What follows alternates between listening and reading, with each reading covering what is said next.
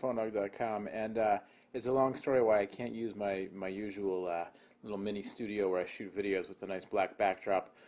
So instead of telling you the story, I'm just going to point out that I have this awesome backdrop with strawberries on it, which is fantastic. It's making me hungry, so let's do the video. It's the Sprint Lotus Elite from LG, the successor to the Lotus. Get these headphones out of the way. We saw it over at CES. Adriana did a little hands-on video from the LG booth, and now we've got one in the privacy of my very own strawberry-covered backdrop. $99.99 after a $50 mail-in rebate. If you buy it from Sprint with a 2-year contract, that's the launch price, $100. And it's largely similar to the original Lotus, which is a phone I really like personally. Kind of a unique form factor, but I thought it worked. Big difference is it's got a touchscreen on front with a dude who looks kind of like that guy from that TV show Chuck. You see that? Doesn't he look sort of like Chuck? I don't really watch that show that often, but I don't know. And then this girl who's like, oh, hey Chuck, what's up? Anyway, here you go, Lotus Elite. I'm going to open it this way so you don't see the phone number on the side of the box, because that would be bad. There we go. Inside the box, you get the Lotus Elite in red with a little paisley pattern on it. We'll get back to that in a second. Actually, you know what? Let's fire it up now so it can boot up while we're doing the rest of the video. Isn't that clever? That's how you know I'm a professional, because I plan ahead. Also in the box, you get a whole bunch of manuals and a prepaid envelope to send your old phone back in, which you really should do. It's important to recycle. And a charger, and a red leather strap, which is fantastic. It even says Lotus Elite. And a micro SD to SD card adapter. Officially, the phone supports SD cards, micro SD cards, rather, up to 32 gigabytes. So here's the phone, touchscreen on the front. I guess they could have called the Lotus Touch, but they also launched the Rumor Touch, so I think they wanted to differentiate Lotus Elite. Also, you know, like, the audience, I'm saying like a lot, the audience for this phone might be more into the word Elite than the word Touch. I don't know, just a guess. Let's get the film off the inside, and the film, there's a lot of film in this phone. You don't really want to watch 5 minutes of me peeling protective film off, but there is a lot of film in this phone.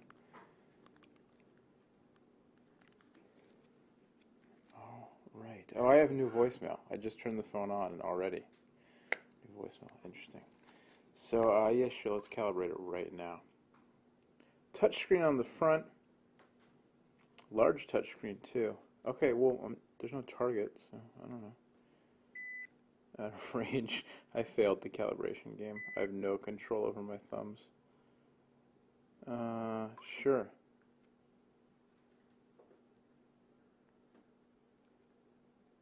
Accept.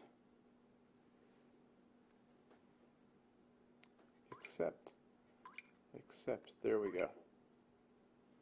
Alright, so from the front screen, some haptic feedback and a flying butterfly and a little drawer, messaging, slideshow, speed dial, contacts, and a little cube interface I can slide around.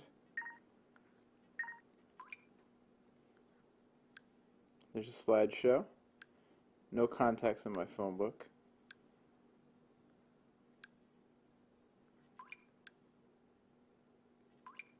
Open the phone up, and on the inside, you've got a full QWERTY keyboard with social, email, and text buttons, D-pad, 2 soft keys, talk and end keys,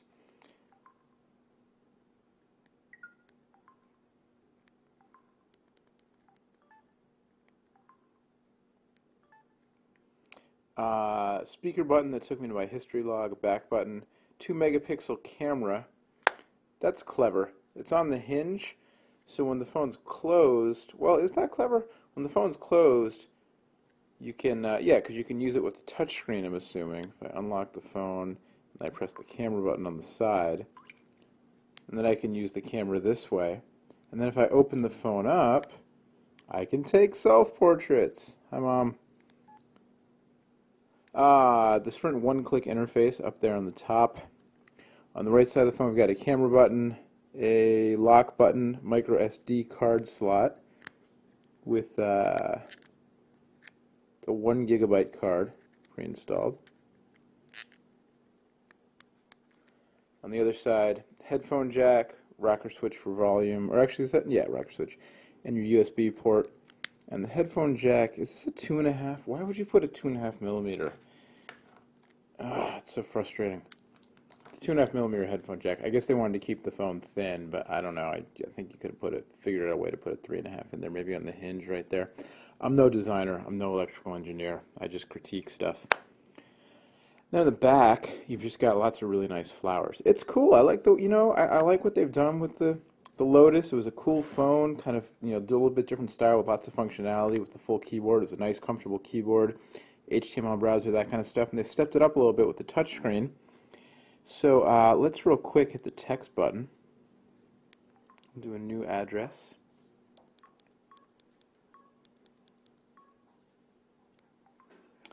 And the stylish brown fox was all that and a bag of chips. Yeah, despite the fact that I said stylish instead of stylish. The keyboard feels pretty good on first type there. Nice chiclet feel to it, but the keys are domed, and the dome is pronounced enough that you get good separation between the keys, even though it's a relatively small, like the keys are relatively narrow. Triple with spacebar.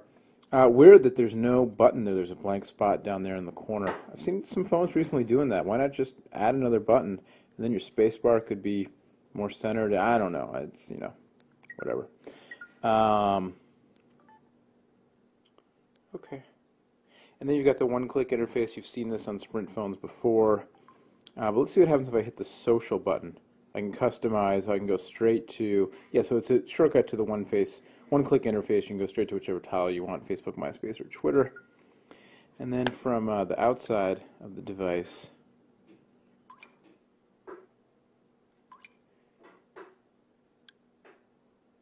so I'm wondering, actually, can you message? You can text message from the outside, right? I keep doing that. That's not the right thing to do.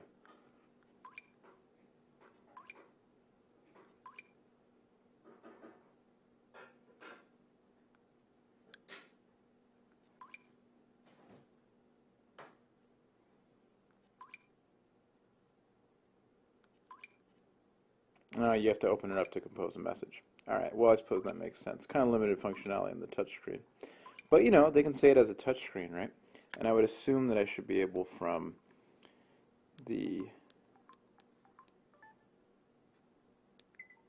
somewhere in here, I should be able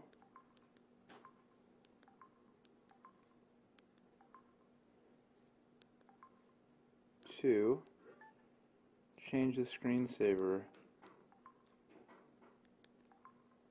on the outside of the phone. Can I do that?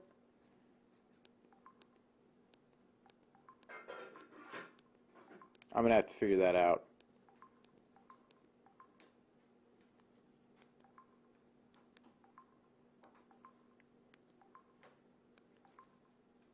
You would think there's got to be a way. I'll figure it out. Probably by the time I post this video, one of you will figure it out and you'll let us all know. Anyway, there you go. Unboxing, first look at the Lotus Elite from LG and Sprint. Available now, $99.99 after rebate with a 2-year contract direct from Sprint. If you hunt around the web, you might be able to find it cheaper. I don't know. You can do that if you want to. Pretty neat. It's like the Lotus, touchscreen on the outside. I don't remember if the original Lotus had the camera. I don't think it did, the camera in the hinge there, but that's kind of a nifty little thing if you're into taking pictures of yourself, which obviously I am. Much, much more on the Lotus Elite, all the new Sprint and LG phones, including the Rumor Touch, which isn't out till February, but we got a little hands-on from CES up on the site. And the site is called phonedog.com. That's where you can go to see it all. Till next time, I'm Noah. Thanks for watching. We'll see you later.